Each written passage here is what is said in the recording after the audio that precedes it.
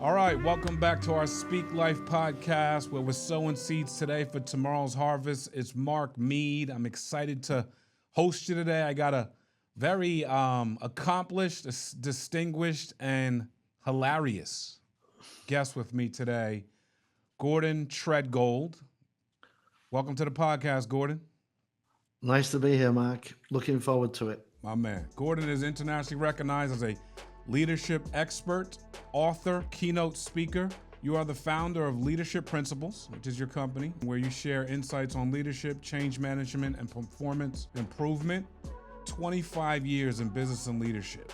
I think that might be 35 now. 35 years now, specializing in leadership and business expansion. So, and you see this very solution-based from a standpoint of like, look, people need to get better, people need to grow, people need to move, people need to kind of move out the way in some circumstances. But, in our talk earlier this week, I was excited about some of the things you said, but if you could give us a little background of some of the things you've done, kind of where you're coming from, what made you transition your way into the giant world of leadership?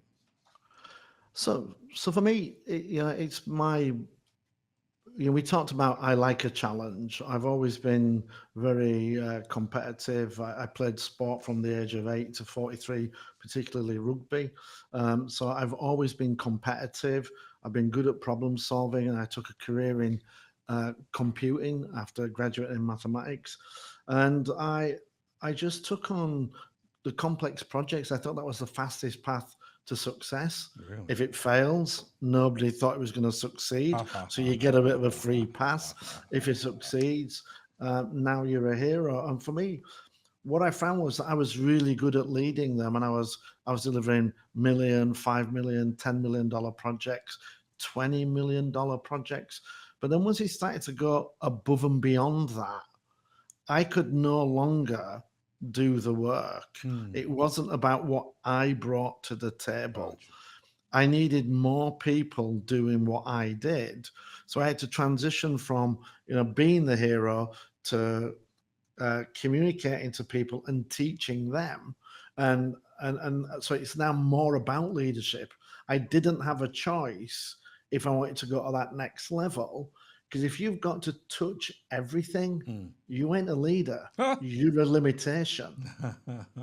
So I had to be, I had to get to that point where I could be hands off and I could fire a team. I need you to go do this, okay, and be confident that they were going to be able to go and do it. And then the next level after that was $100 million projects, where now you're not managing multiple teams, you're managing multiple people who are managing multiple teams. So you're one level further back from the front line of the work.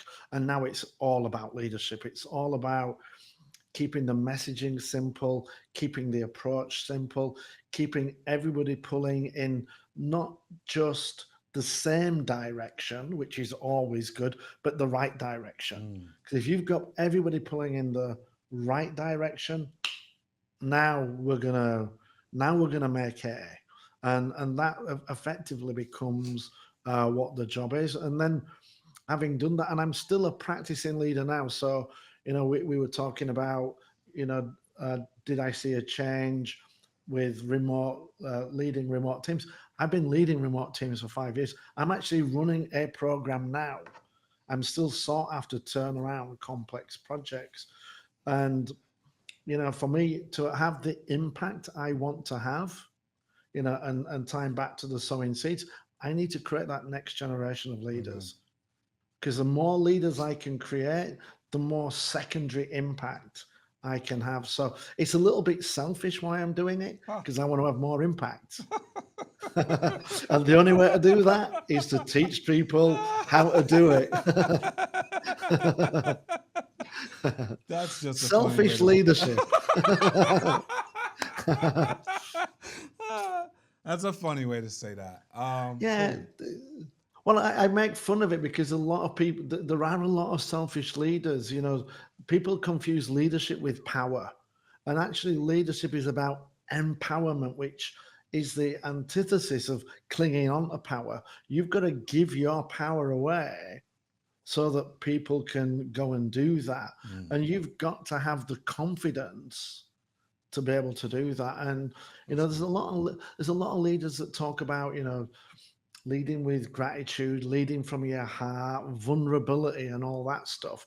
And for me, I do some of that, but leadership is a results business. Mm.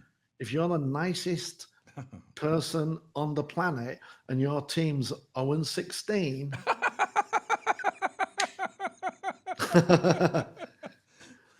you ain't getting season 2. Sorry, that isn't happening. But but do I show vulnerability?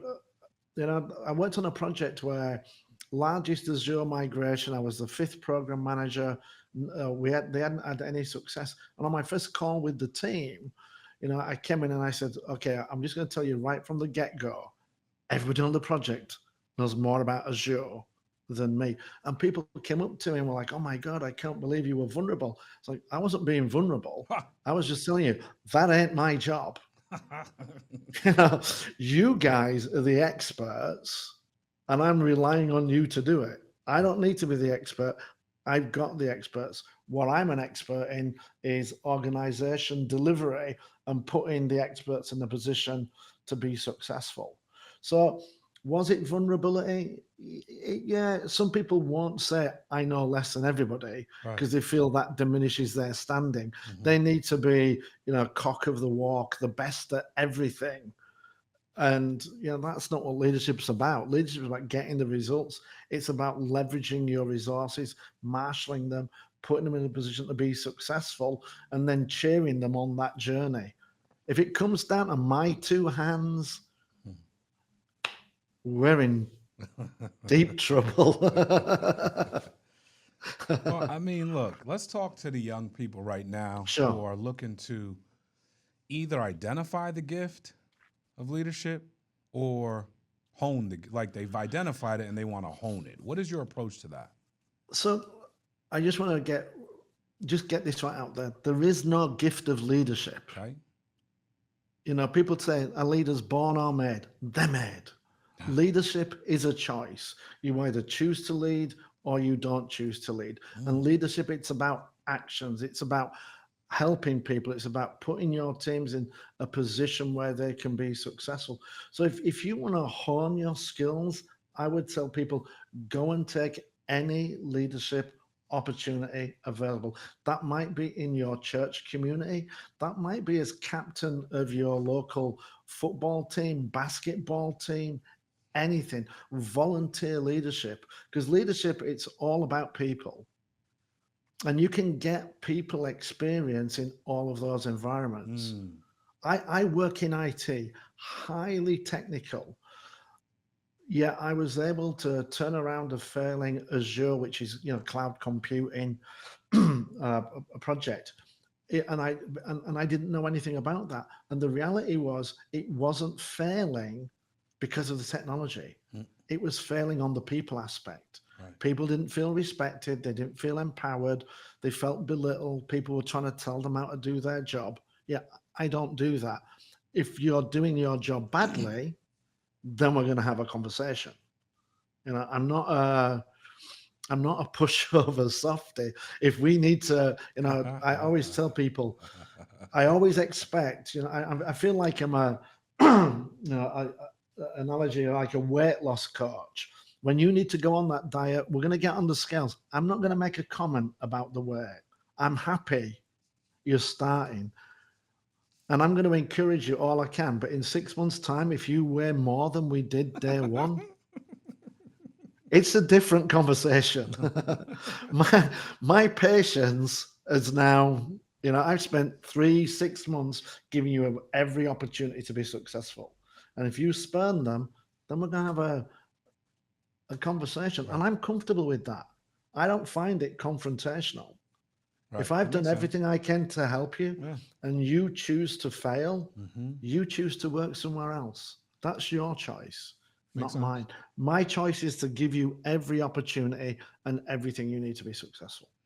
Got And it. if you choose to fail, I choose to fire you. So let's take on this. Let's talk about this Azure project. I don't know a lot about it. I think it No. could help our listeners. But you know, It's a data center migration. We used to how have many the people?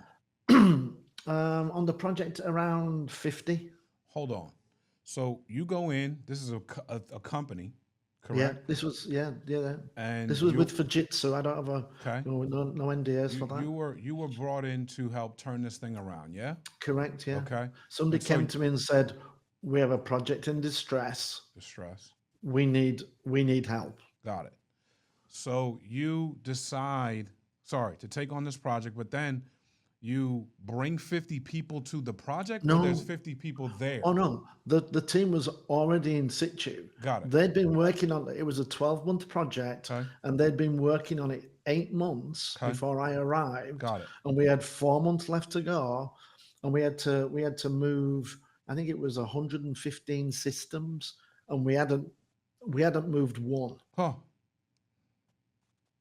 So I Okay. had to. So Before, it's a but little bit before, like, we talk about phone. It's a little bit like you're coming in, the draft's done, free agency's over, you're taking over, the team's 0-4, and your goal is to get them into the playoffs. ah, So I don't get a lot of opportunity to change the resources. I have to, right. change the situation, Correct. change Atmosphere. their position. Yeah, Mm-hmm. yeah. Okay. That's very interesting.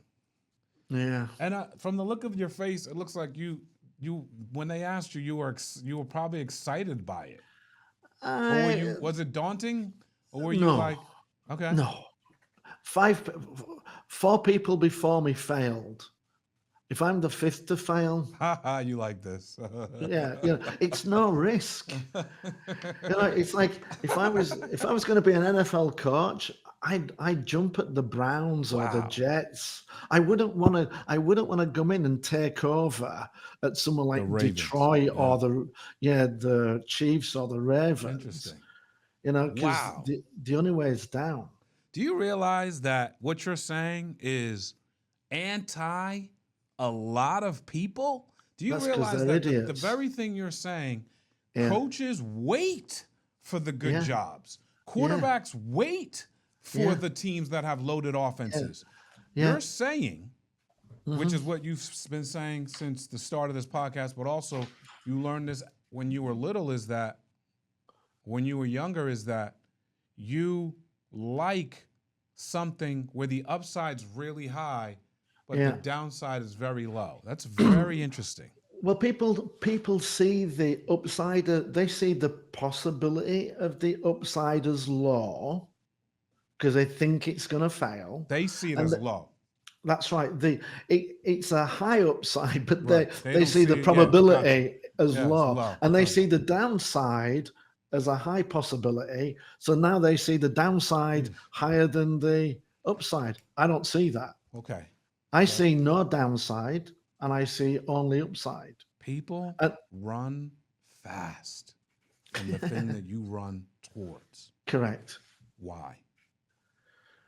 because it's probably a confidence thing. They probably don't see it in that way of, if you're the fifth project manager to fail, they're going to blame me. Well, what about the 4 guys before me? This was doomed from the Jesus. start. you know And also as well, if you take over the Browns at 0-4 and you get them to 8-8, you're a hero. You don't need to get them to the Super Bowl. That's next season's job. If you get them into the playoffs, win one game, one and done, you're good to go. They'll be calling you back because you've turned it around. It's what I do. I turn things around, and I have the confidence in my own ability to be able to do that.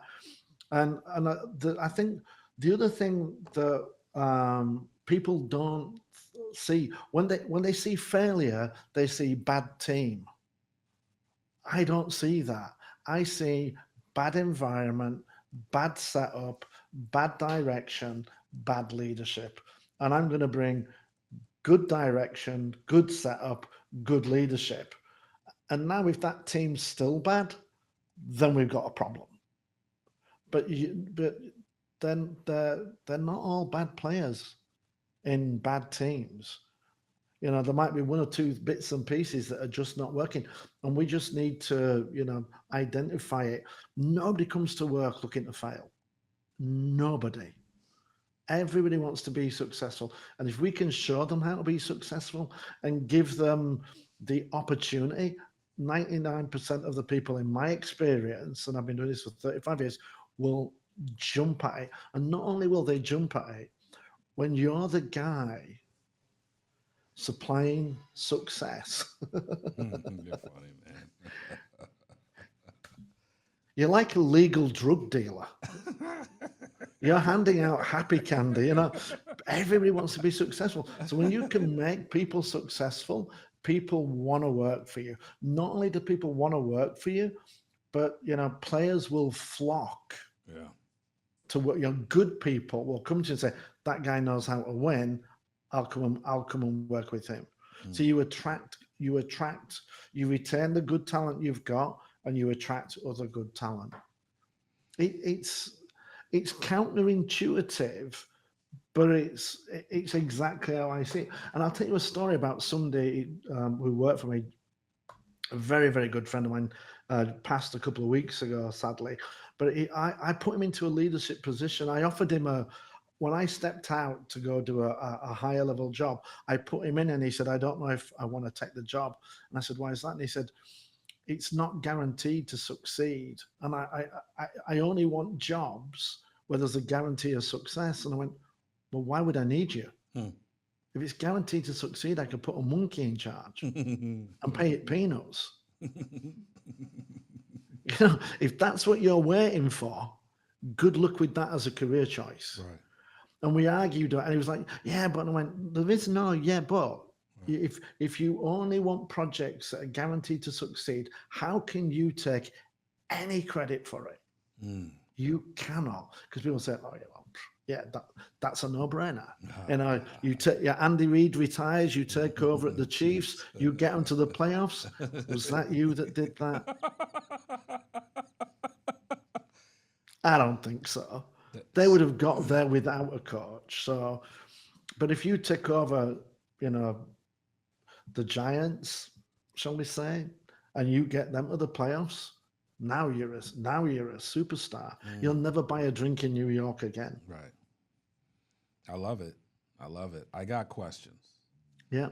So one aspect of this is being the leader of an everyday business you're walking into. Sure. Whether you're the owner of the business, the founder, or the CEO. Yeah. Or even a manager or director. Another aspect of the business of this is as a consultant, right? As a consultant in your position, you come in, you can, if it's been bad, you really have no chance to lose, per se. The way I'm hearing it. If you run the business every single day, because we're talking about reclamation projects versus everyday, business. And I'm just trying to communicate I ran a department of 1,000 people for 6 years as a permanent member of staff. So let's pull some of that out. Gordon, talk to us a little bit about either receiving a promotion and taking over a team that is performing. Hey, look, you're part of the reason why the team is performing. You got a promotion, or you run the business day to day. You are the founder. You are the owner of the business. And look, the people look to you every single day. How are you innovating? How are you getting better? How are you keeping this thing moving? So I'm gonna be honest with you. And why wouldn't I be? But I don't have a face for promotion. You don't have. I don't have a face for promotion. I'm a little bit outspoken, as people can probably gather, and I have a degree in mathematics. I'm a smart guy. I have never, ever in any company I've worked in been on the fast track for promotion. Every promotion I've received has been because everybody else, when they said somebody stepped forward, everybody stepped back, and I was too slow. So every job I've stepped into has been a firefight. I've Gotcha. never Okay. been I like I've that. never been given a project where everything was great and I've come in and taken over a working team. I would love to do that, but they don't pick me for that because they want people that are going to follow and toe the party line and not challenge the leadership norms, who will say that command and control is okay. By taking on distressed assets as they are, I'm at liberty to do what I want because nobody else wants to do it. So if you want me to do it, I get to choose how I do it, and that gives me the liberty. And as I say, so I was never somebody who was earmarked for promotion. I was kind of, obviously, people call me and want me to come and do jobs, and I have a very good reputation. But I was never that, Heisman Trophy winning high Mhm. school quarterback Love it. who was going to be first round in the draft. Amen. I'm a second, third round draft choice, but I will be in the Hall of Fame. That's music to my ears. My kind of Yeah, so guy. So, it's like, do I show vulnerability by taking on the harder projects? Am I putting myself at risk? I don't think so because Yeah, I'm not going to get to that next level unless I do something stellar it's really anyway. good. I'm 5'6". People like tall, thin, good-looking leaders. Oh my God, he looks like a leader. Yeah, can he lead? Yeah, but he looks like he can. What's that football expression? Looks like looks like Tarzan plays like Jane. There's a lot of leaders. There are a lot of leaders that fall into that category. People Interesting. think, yeah, they're great. And the true test of leadership, there's the expression, the true test of a sea captain is not on calm seas. It's when you hit rough, choppy waters Mm, and it's a storm. Then we see how you can lead. that's good. So for me, and I'm okay. I'm okay with not being the poster child Sure. for what good leadership looks like, because 70%, 80% of projects fail. I think I don't know if we talked about this statistic. Hmm. Gallup research. 82% of the time, companies promote the wrong person into leadership. And this is why we've got 80% of projects failing, 95% of product launches. We promote the wrong people. We value the wrong things. We like people who talk the talk but can't walk the walk. I can walk the walk. I don't necessarily talk it. Right. I'm going to tell you what you need to hear, Hmm. not what you want to Want to hear. hear. Right. Yeah. That's very beneficial, I think, still. Like to me, I hear you talking and it's speaking to my heart. It's kind of like Yeah. how I'm cut. So I do understand completely. So Um, I have a niche of companies and people that reach out to me right, because correct. they value that. Yes. They like people speaking truth to power. Yes. And one of the things about power is they will tell you, we want you to speak truth to power all the time. Can I just say that's one of the biggest corporate lies ever? Yeah. That's true. They don't want to hear it because I've been Not told only we want that, to if you hear it. did it all the time, you'd be out of a job. Yeah, yeah. Does that make sense? It's weird. Yeah, I've learned when my boss says, "Hey, if I've got any faults, and feel free to point them out." What? Mm-mm, mm-mm. That's a quiet moment.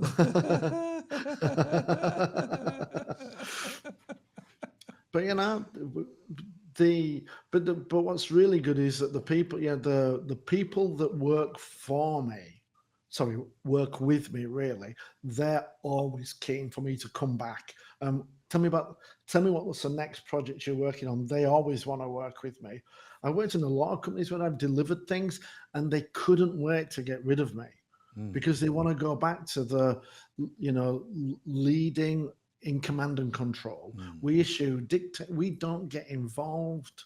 I'll tell you a story. When I was working in I was working in Germany for a company, and I'd been in charge. And every company I've ever worked for, I've always ended up in a bigger role than I was recruited for, because they've just gone, oh, we have. I see what you're doing here. There's a bigger problem over here. Can we move you from here to there? Yeah. And a lot of times I would have applied for that job, but again, no fee too big, no job too big. I'm gonna give it a shot. And I was put in charge of two. I was recruited to take over one of two departments, both of which were bigger than anything I've ever done, and they merged them and put me in charge of all of it. That's why I thought I was going to be managing 400 to 500 people. Now I'm managing 1,000. And I've only been doing it for about 3 or 4 weeks. And I went to see one of my direct reports, a young lady called Monica. How many direct reports when you're managing 1,000? What's realistic? What makes sense? So I had 24 direct reports. Yeah. Jeez. Yeah. But I had, like, regional heads. So I had a head of. So I had 5 of those, and then I had about 9. No, I probably had about 15, not 24. I had about 15. So and then I had a team of people that supported me. Right. I kind of had like my own team that I worked with. Makes sense. But yeah, 14 is probably about the limit, and I used to have one-to-ones with them every week. 14 is the limit. That's elite though. 14's a lot of people direct. Yeah, but if you're having to manage them, 5, 6. Yeah, got it. If you're leading, got it. Total different ball game. Yeah, I love hearing this. By the way, great point. Yeah, if you're leading, it's a lot easier because you're empowering them to go do it. You're setting them up to be successful. Right, got it. So these are very high caliber people. 14. I wouldn't say that. In modesty, I make them high caliber. They weren't high caliber when I took them on because they were not nurtured. They weren't set up for success. They were constrained or abandoned by leadership who just said, okay, you're in charge of that. It's up to you. Mm-hmm. Yeah, but they report to you. You're accountable for their success. Mm-hmm. So let's go and have that conversation with them. Hey, and my favorite question in the whole of leadership, you can't make people accountable. People take ownership. Accountability, yeah. You don't give it to them, they take it. So it's their choice. And there's a great question you can ask that gets people to volunteer to take ownership. And that is, do you have everything you need to be successful? That's awesome. And when they say, yeah, now they've taken ownership. They've got everything they need. So for me, that a lot of times when I'm having my one-to-ones with them, hey, how's it going? Do you have everything you need to be successful? Great. Now we can talk about your kids, the results at the weekend. I don't need to manage you. Yeah, and if the answer is no, I need this, then go get it for them. I'm shooting the breeze. That's good. For me, there's leadership and management are 2 completely different things. Please, can you educate? Educate, please. Educate. And I'm the king of analogies. Love it. It's my X-Men superpower. It didn't make the movie, but it's my X-Men's superpower. Managing is firefighting. Okay. Leadership is fire prevention. One of them burns you out. One of them creates stress. One of them is difficult and is a royal pain in the rear. And it ain't leadership. The challenge with a lot of people is, if I put out a big fire, I get a lot of applause. If I prevent a fire, there's nobody. Crickets. There's no one. No. No. I have to be comfortable in my own skin, and to say I prevented a fire. I don't need the applause and the accolades. I want to set my people up for success, and then we go and be successful. Fastest way to get anything done, do it right first time. Right. So, do you have everything you need to be successful? I do. Okay. And then there's a second thing you tell them. If that changes, let me know immediately. Love that. Because your success is my success is your success. So the more people I make successful, the bigger my success is. And I can tell you a lot of leadership peers that I worked with, they didn't like this style of leadership because I was taking accountability and ownership, and they didn't want to do that because when their teams failed, don't don't be Don't blame me. tying that to me. Yeah, that's Whereas again, I don't see that yeah. because I'm not looking for failure. Got You it. know, that's a scarcity mindset. I have an abundance mindset. We're all going to be successful. And if everybody's successful, now I'm going to be massively impactful and Amen to that. powerful. But that created a lot of friction with my peers and bosses above. Mm. I've had situations where people are like, you're after my job. I'm not after your job. I'm just doing my job real well. Wow. I like working for you. You give me the space to be successful. Yeah, but I'm worried they're going to offer you my job. Well, yeah, that's a you problem. That's not a me problem. I'm not out. I'm not out to get you.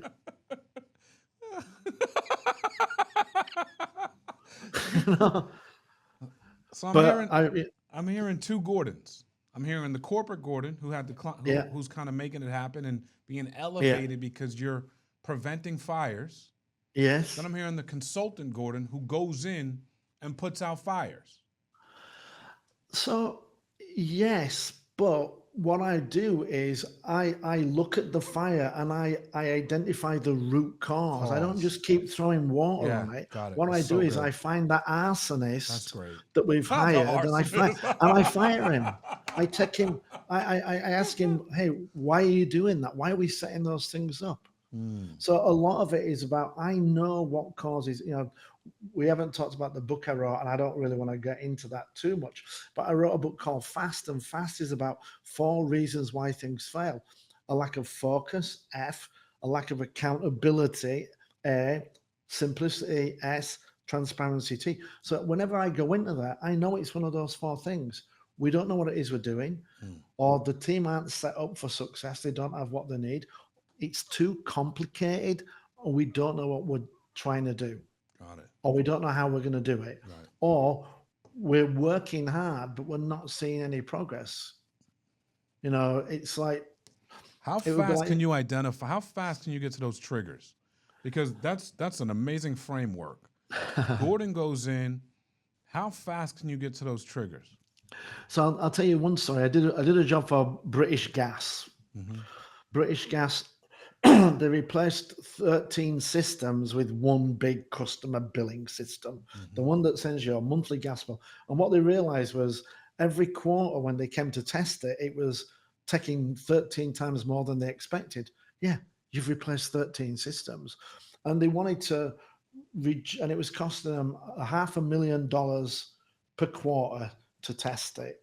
And they said to me, we're going to give you a 20-day assignment.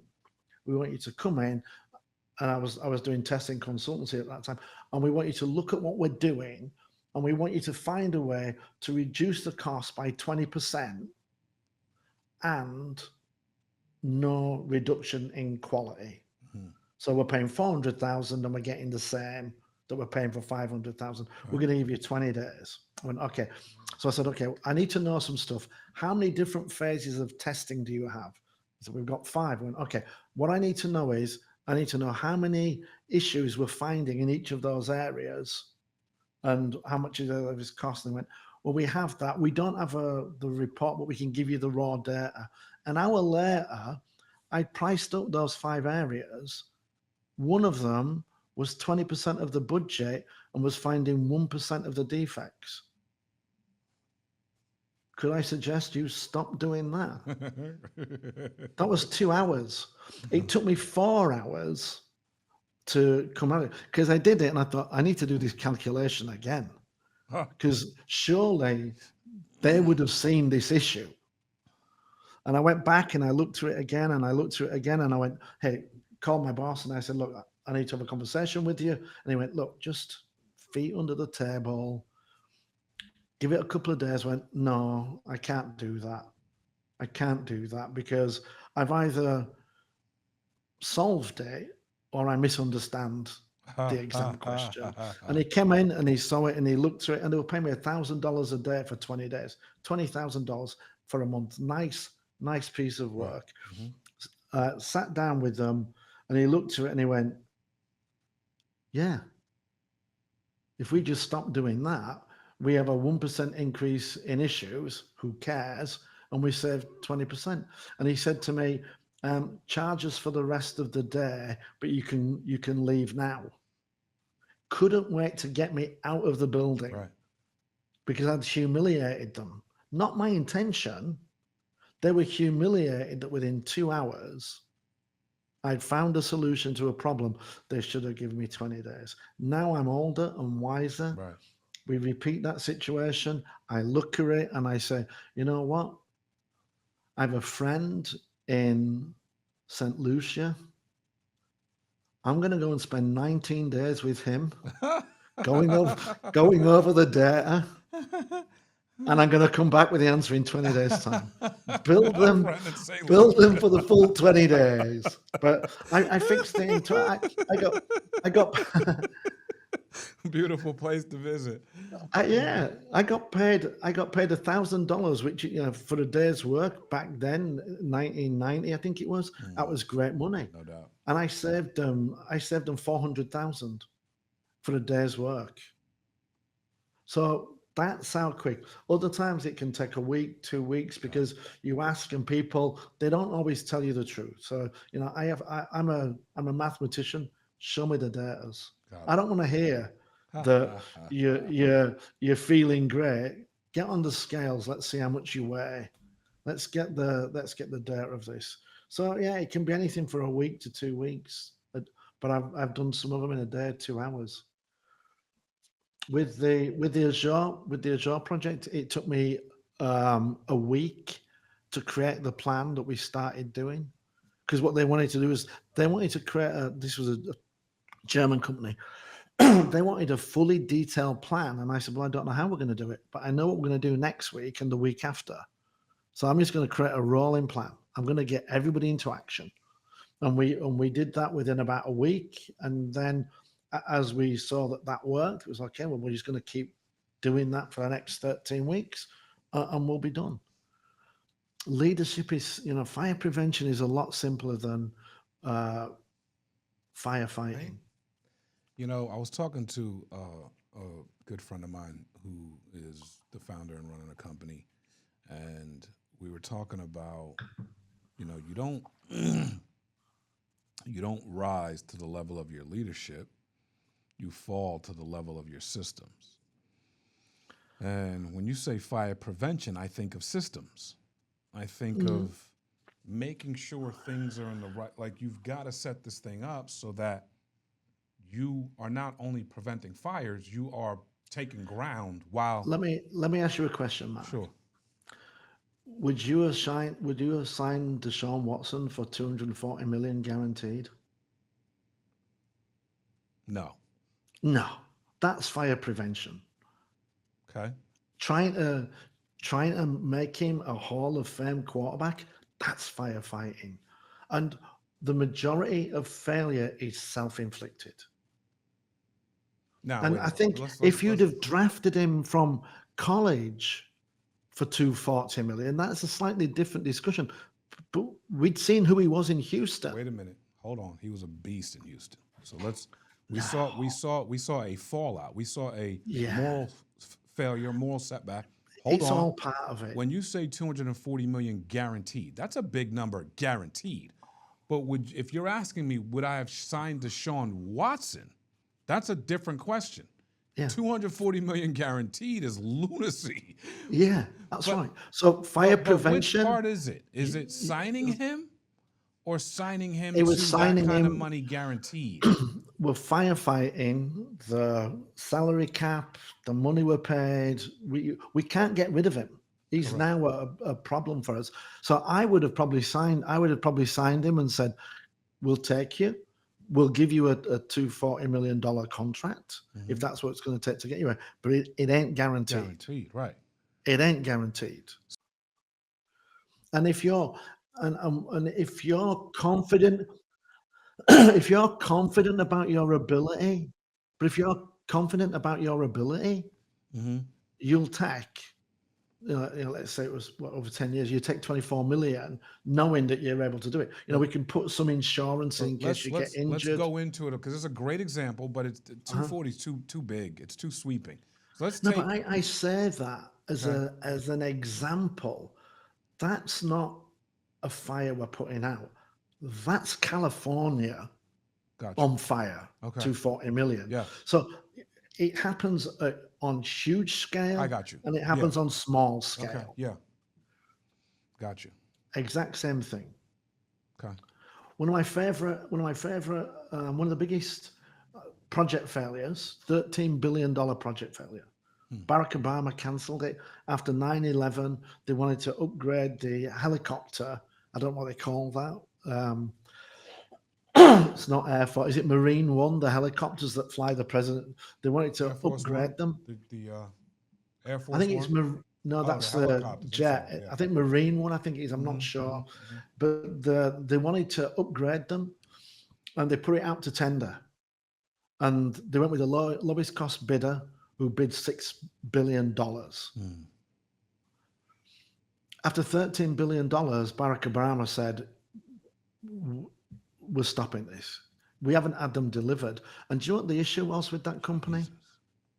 They'd never built a helicopter in their lives. Would you pay $6,000 for somebody to put a bathroom into your home that had never done it? No. No. So why would you pay somebody $6 billion who'd never built aircraft? And you know what they said? It turned out to be more complex than we thought. No shit, Sherlock. That that is a Deshaun Watson Yes. fixed, guaranteed $240 million contract. Gotcha. We did exactly the same. Biggest failure in English history, $40 billion medical record system. Again, they went with the lowest bidder. And now you're surprised it's cost 40 billion and it doesn't Firefighting work. versus fire prevention. That's really, Fire prevention. really good. Fire Let's do prevention. this, Gordon. Can we get back to FAST? Yeah. Focus, accountability, simplicity, transparency. Yeah. It sounds And that's all to about me, fire prevention. correct. So this is all part of fire prevention. Sounds to me like through your career, you found that you create this acronym of FAST, and that this is a solution to most businesses' potential problems. All. Yeah, I would say all. Okay. Let's go into this structure. This is going to really help our audience. 99%. Because you can recruit people who just don't want to play. Yeah, that's fair. But most people come to work. Deshaun Watson doesn't want to be this bad. He wants to be a Hall of Fame quarterback. Right. We're clear on that. So, but yeah, come on, let's talk about FAST. I want you to go into it and kind of break it down, like almost like, hey, people will leave listening to this podcast understanding that, hey, 99% of a business's problems can be solved with this acronym, your psychology, your philosophy. Yeah. Spit. It's a mindset, and it works with any methodology because it's overarching. So the first part of FAST is what's the goal and objective? Are we clear on that? And have we communicated it to everybody, and do they understand it? And the majority of times, I think it was CBS Insights, CBS News, $900 billion wasted in the US on digital transformation. And it's like 84% of digital transformations fell. And the number one reason was because people didn't know why they were doing it, what they were doing, or how they were doing it. And that what falls right into focus. So are we clear about the what? Do we have that? Do we know what success looks like? I coached a woman who'd been writing a book for 2 years. She said to me, will you help me write a book? Because I know you're good at getting results. I said, let's give it a shot. Sat down with me and I said, so how big is your book? And she said, what do you mean? I said, how many words is it? She went, I don't know. And I went, okay. This is a 40,000 word book. This is a 20,000 word book. This is a 60,000 word book. She said, I like 40,000 words. And okay, how many words have you written? 10,000. Awesome. We're 25% of the way there. And she's like, really? And I went, yeah. All you need to do is multiply that 4 times. And then how many chapters? 10. Okay, that's 4,000 words a chapter. How did you figure that out? Well, I have a degree in mathematics. However, I didn't need to apply that when dividing 40 by 10. It's 4. That we did a little bit more coaching. That woman went away. A month later, she'd written a book because she knew what success looked like. It was 40,000 words. She was writing it with no end in sight.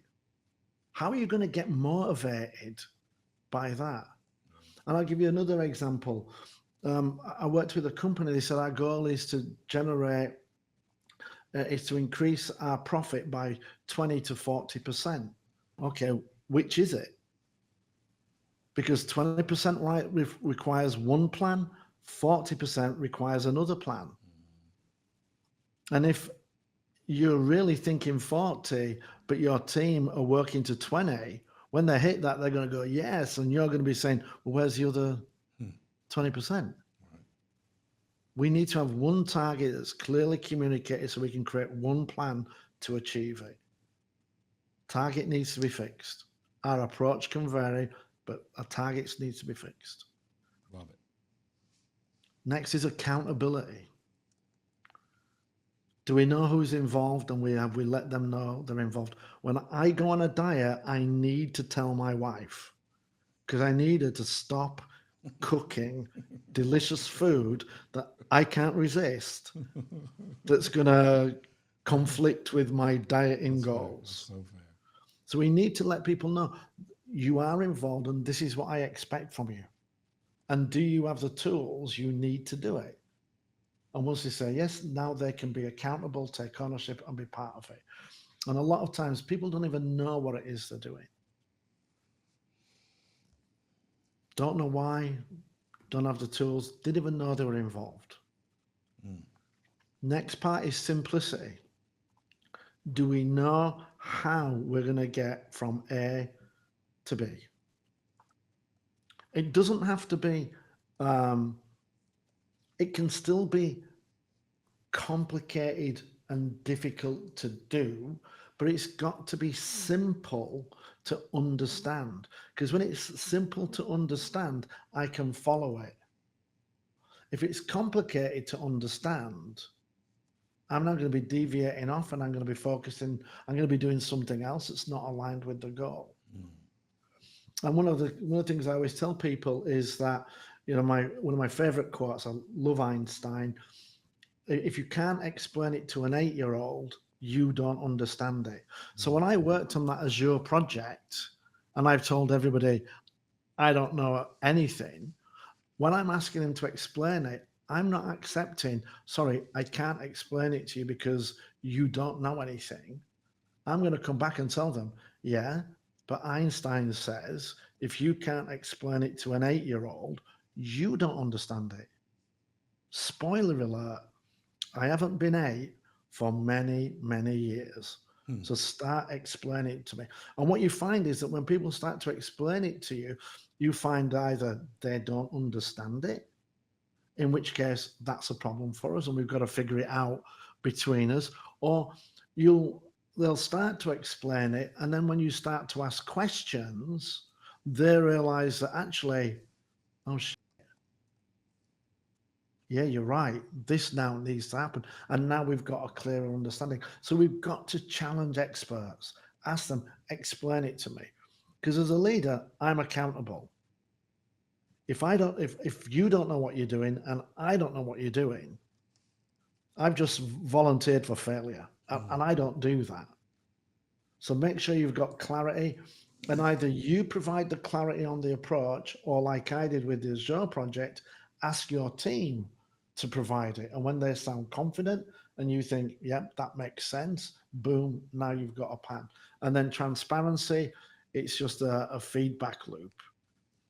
We create a plan of progress. I do a lot of project plans, but if you're on a diet, I don't want to know whether you've eaten a salad every single day. I want to know that by Tuesday you're going to be three pounds lighter. By Friday you're going to be 5 pounds lighter. Let's manage according to outcomes. Let's hold people accountable to outcomes, and then let's track our performance. And if we're on track, all hail, round of applause. If we're not on track, okay, what do we need to do to get back on track? You do those 4 things, you will be successful. And the majority of things are failing because they didn't do that. Helicopter thing, they didn't know how to build helicopters. They'd never done it before. Come on. You think that's going to be successful within the lowest price budget of people that know how to do it? Not a chance. Not a chance on earth. Makes sense. When you say we manage people to outcomes, you walk into a project. How do you know? How do you set outcomes? How do you know how to set outcomes that are going to create an effective result for people? Not over managed, not overset the outcome, not underset the outcome. Well, I think I'm a little bit blessed I've worked in IT, so we do a lot of what we call work breakdown structures and product breakdown structures. So we're always looking at what are the deliverables. So, for the young lady who was writing a book, you want to write it by the end of the month, you've got 4 weeks. I need to see 10,000 words a week. I need to see 2,000 words a day. I need to see 1,000 words in the morning. I need to see 250 words an hour. Where are we on that? Show me the output. So you've got to start thinking in terms of output and outcomes. What is it you're trying to do? If you're a salesperson and you've got to find 3 new clients, what's your conversion rate? It's 20%. Okay. Now I need you to be making 30 calls. Are you making 30 calls? I don't need to worry. I can, if I'm not seeing the outcome, are you at least putting the input in that's going to give me the outcome? Mm-hmm. But if you're doing 30 calls, I'm not happy with that. I know you've put the work in. The question is, have we signed 3 new clients? So you've got to be thinking in terms of outcomes. Right. And it requires the leader to have a much better understanding of the project that we're going on. So when I did the Azure project, it was dead easy for me. I don't know anything about Azure, but what I knew was we had 150 systems. We had 10 weeks to move them. So we had to do 15 systems a week. Mm-hmm. Very, very simple, very clear. One of the things a lot of people talk about, I'm sure you've heard about SMART goals. Mm-hmm. So a SMART goal is specific, measurable, and time related. If it's measurable, that's the y-axis on the graph. Right. And then the time is the x-axis. And if you've got if we're going to generate 1.2 million in revenue in the calendar year, we start at 0, it's 1.2 million, and we can just draw that line that says it's 100,000 a month. So generate SMART goals. Keep it simple. Don't get too down into the weeds. You get into the weeds when things are not going well. But you have to, as a leader, understand. You've got to be prepared to roll your sleeves up and get dirty. And a lot of leaders don't want to do that. I ain't afraid of it. People say the devil's in the detail.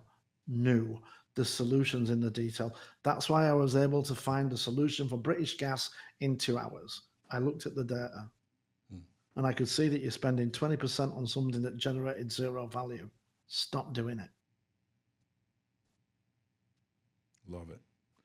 And I mean, the fast is really good because I think it provides a ton of value to people. Mm-hmm. And I know you wrote a book on that. I do want to ask you, because obviously, clearly, you walk out what you say, you walk out what you're doing, and what Mhm. you're out there in the marketplace making happen. What are the for Gordon Can I, Tredgold? before you ask that question, can I just come back? I've written the book fast. Mm-hmm. And what we can do is, any listener, I will give you a free copy. Either you can have the audio where you get to listen to my dulcet tones. It's a 2 hour listen, or it's a 25,000 page read. But what you'll find when you read it, it's really helpful. But it's not a great deal more than be clear on what you're doing, be clear on who's involved and make sure you set them up, be clear on how, and be clear on how far. That's it. It's not rocket science. It's not rocket science. But sorry, go on. Your Great. question. You talk about impact. You talk about Yeah. selfish ambition for more impact. No, it's about, well, yeah, because that is a little bit about me. I want to create more impact, No, but no, I do it with I'm I tongue do in it cheek. from the heart. I'm tongue in cheek with you right now. Yeah, yeah. You're talking about having more impact. What is the harvest like? What is the harvest you're believing for next? You got seeds everywhere. They're in the ground. You're looking for something to germinate and become gorgeous that you are looking for. What are you believing for next? So my goal is I'd love to train 1 million people in leadership. And to be honest, I see that's me, planting seeds, but planting trees. Mm. A lot of the benefit from that I will never see. So, selfishly, in terms of do I get a return from that? No, but my legacy and my impact will benefit from it. So it's about, planting those trees, creating those leaders, trying to make the breakthrough, because the leadership space is really, really, really, really crowded. But it's all about authentic leadership, vulnerable leadership, leading from the heart, da da da da da da da. I don't results based leadership. I have the authenticity. I have the heart. I'm prepared to be vulnerable by putting it on there. But it's about results. So I need to. That's my next breakthrough. To break through and people to say we need to buy we need to drink what he's pouring. Let me ask you a question. Since you're such Sure. a track vision guy, like you set the vision and create the Hmm. track, what would it take for that to happen for you?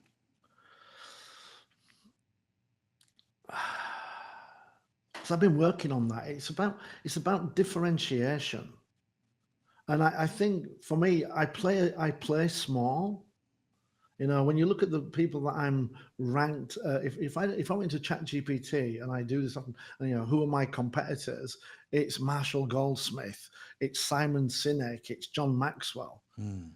Yeah, that's like saying I'm competing with Mahomes, Allen, and Burrow. You know, it, it- could I? Because I am result. I can do what they do, but I'm not at that level, and I need to break through. But I do look at playing a little bit small, and I don't like. Although I've done a lot of it today, and this is where I think I need to go. I just need to upset that apple cart of, leadership isn't about motivational posters. It's not about t-shirts with flowers on. It's about hard delivery. Mm. And we need to accept that leadership, it's a results business, and we need to, and I can help people drive results. I can teach them everything that I've done. I can show you how to use fast. Get out of firefighting, get into fire prevention. well, well done, sir. But a lot Well of people done. don't. A lot of people don't want to do that. They like the buzz of firefighting. Yeah, that'll burn you out. Yeah. You will have a short career if all you're doing is firefighting. You've got a toxic environment. People don't want to work there. When you've got fire prevention, I, I did one job. I was working 15 hours a day. 9 months later, I was going in at 9. I was thinking about what we were going to do by 10 o'clock. And at 4 p.m., I was thinking about what we're going to do this evening when I get home. and we were more productive when I was only really 100% on the ball from 10 to 4 than when I was working 15 hours a day. Because I was firefighting, and there's a limit to how many fires you can put out. When you do fire prevention, boom, whole different world. Nobody wants to work in a burning house. Non-stop. Non-stop burning out. That's so daunting. Yeah. But I tell you what, people will walk with me into a burning house because they know I'll put that fire out. That's so and I'll good. prevent it. And I'll prevent it.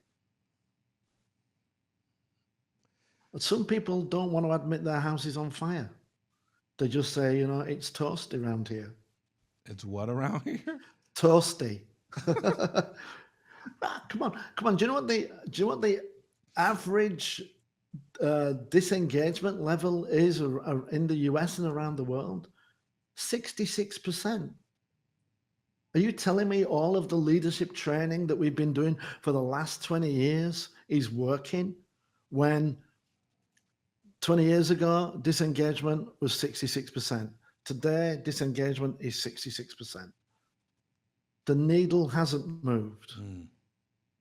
The needle hasn't moved. But we've done a lot of happy clapping, gratitude, authenticity, woohoo, I feel vulnerable. But we haven't moved the needle. Leadership is about moving the needle. And I think I just need to be a little bit more in your face. And I'll tell you, I reckon 70% of companies will be put off by that. Awesome. I'll work with the other 30. Love it. I'll work with the other 30. You either want to be in the playoffs and going for the Super Bowl, or you're happy with 8-8. Yeah, that's pretty good. Happy underachievers. Because the contenders, there's not a lot of content. There's only a few content. Like when you sum it up, even when you get to the playoffs, there's 3 teams that could probably win. Yeah. However, I completely agree with you. However, in business, we can all win. That's fair. All That's businesses super fair. can do That's well. good. I mean, if you're competing with Apple selling like-for-like products, that's a little bit different. But I see that in our organizations, we need to create competitive tension. Why do we need to do that? Why would we create what I call cooperation, where we work with all of the teams? When one team gets elevated, we praise them to hell, and then we say, okay, now help the other teams get to the same level. We want to raise all departments to the same level. We don't want them competing.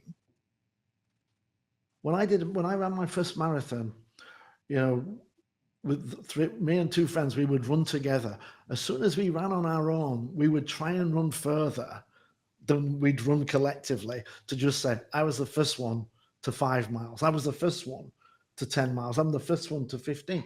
But as soon as we'd done that, we'd say, okay, now I'll help you get there. I'll pull you along with me. We want everybody, when everybody in your organization is pulling in the right direction, you're going to win. And I've listened to HR people who've told me, it's the top 20% of the people that do 80% of the work, and this is where we want to focus. Yeah, you know what? I'll take that Pepsi challenge. I'll take the other 80%. As soon as I've got them engaged, empowered, and excited, we will whip the asses of 20%. You just can't do it. 80% of people will beat 20% of the people. Yeah. Every day of the week. But that's a crisis of leadership. That's an abdication of, we'll abdicate results to those 20 people that can be bothered, rather than doing our job and getting everybody wanting to be bothered. Sorry. No. Not sorry. You're gonna sorry, not sorry. You already said it. You need to upset the apple cart to move the needle here, brother. So, listen. Well, the needle's not moving. Speak Life Podcast, Gordon Tredgold. Thank you so much for your contributions today, sir. It's really amazing listening to you. Your experience goes before you, and I learned a lot today. Yeah, and I will say that when I'm working with people one-on-one, it's a slightly different experience because I'm always about elevating Yeah, them. So, we did a little bit, and I do push, I like it. but I I like want to it. change perceptions. I want to open people's ideas. I want to open people's mind to possibility. We can't live in a world where 80% of projects fail and think that that's good. That's crazy. That's crazy. Hey, let's keep the conversation going, Gordon. Thank you, sir. God bless you, my friend. Thank you. Bye.